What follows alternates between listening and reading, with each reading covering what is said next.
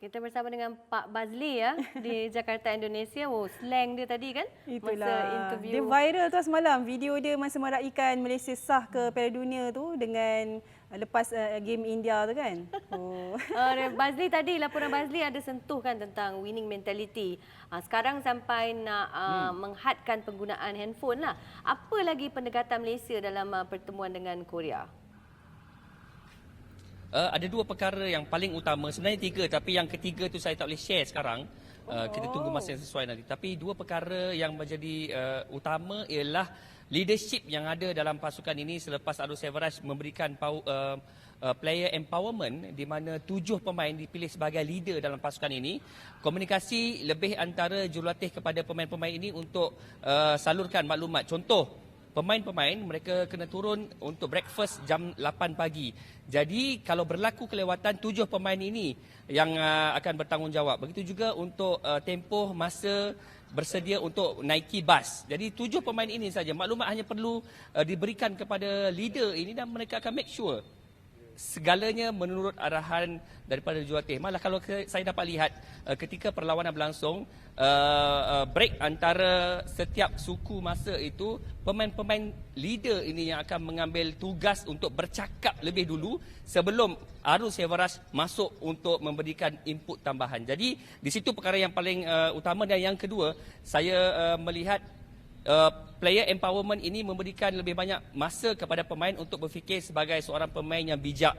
Di mana dalam tempoh kejohanan ini berlangsung, saya tahu bahawa analisis video dikendalikan oleh pemain itu sendiri. Kebiasaannya ia dibuat oleh jurulatih dan memberikan input itu, share input itu kepada pemain apa perlu dibuat. Tetapi saya ambil satu contoh untuk menentang dengan Korea nanti. Syed Muhammad Syafiq Syed Cholan akan menganalisis di mana daya tolakan Jang Jong Hyun. Bagaimana caranya untuk menghalang, bagaimana caranya untuk pelari pertama melakukan halangan untuk blok tolakan itu. Kerana apa? Kerana pemain yang akan beraksi, jadi mereka perlu lebih faham daripada individu lain di luar pasukan kerana mereka akan melaksanakan tugas di dalam perlawanan nanti. Very smart move lah. Ya. Okey, tadi Bazli dah tanya dengan kita punya pemain kan untuk menentang Korea Selatan ni. Hari tu kita dah jumpa Korea lah dalam aksi kumpulan. Dan tadi mungkin mereka Najmi bagi jawapan yang macam play safe lah. Tapi kita nak korek dengan Bazli. Apa pendekatan yang kita boleh ambil untuk lawan Korea ni, sebab kita dah pernah kalahkan sekali. Lepas tu kita akan lawan lagi dalam tempoh masa yang singkat. Sudah pasti memberikan tekanan dan impak yang sukar lah kali ni. Okey. Memang tekanan sebelum layak ke Piala Dunia itu berbeza. Sekarang pressure sudah low. Semua pasukan sudah low yang melayak ke peringkat Super 4 ini. Dan itu akan menjadi topik atau perkara utama untuk game changer. Kerana dalam keadaan ketika ini, walaupun ramai peminat memilih Korea untuk menjuarai kejohanan ini di sini, tetapi selepas layak ke peringkat Super 4, di kalangan jurulatih-jurulatih, saya ada juga bersembang dengan jurulatih Damarash Abdullah sebentar tadi selepas tamat sesi latihan pasukan Indonesia.